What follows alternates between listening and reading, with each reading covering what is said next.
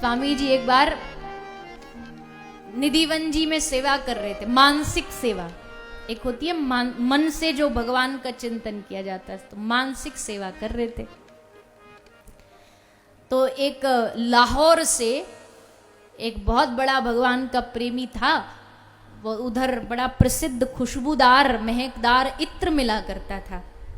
तो एक बहुत महंगा इत्र लेकर के आया स्वामी जी के लिए, और स्वामी जी के लिए इत्र लाके स्वामी जी तो आंख बंद करके चिंतन कर रहे थे। सामने उसने जाके वो जो बोतल थी वो रख दी।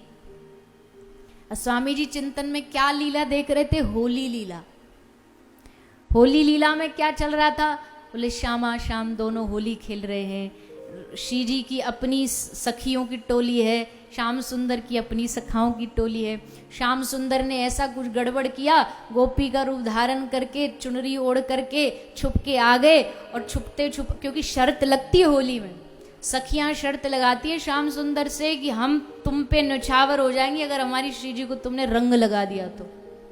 और फिर राधा रानी की सिक्योरिटी टाइट हो जाती है कि किसी भी तरह कन्हैया पहुंच ना पाए हमारी स्वामिनी जी तक। होली लीला तो ब्रज में बड़ा आनंददायक होती है।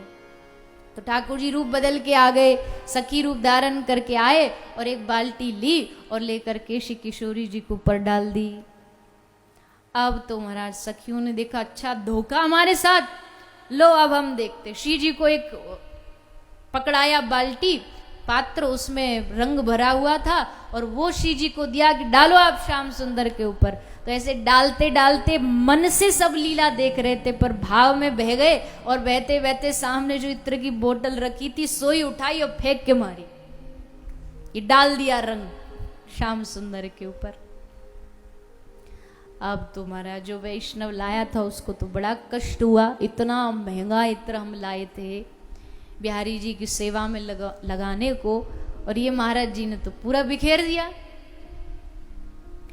तो स्वामी जी समझ गए कि इनके मन में कुछ आया है। स्वामी जी ने कहा हम बात बाद में करेंगे, इसको लेके जाओ, पहले बिहारी जी के दर्शन करवा के लाओ। तो संग की ओर परिकर उसका हाथ पकड़ के ले गए बिहारी जी के दरबार में, और जैसे मंदिर में घुसा उसकी आंखें खुली की खुली रह गई।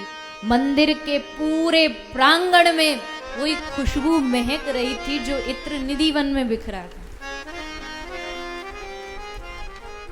तब उसे समझ आया कि इत्र फैला नहीं, फेंका नहीं, इत्र सीधा बिहारी जी की सेवा में लग गया।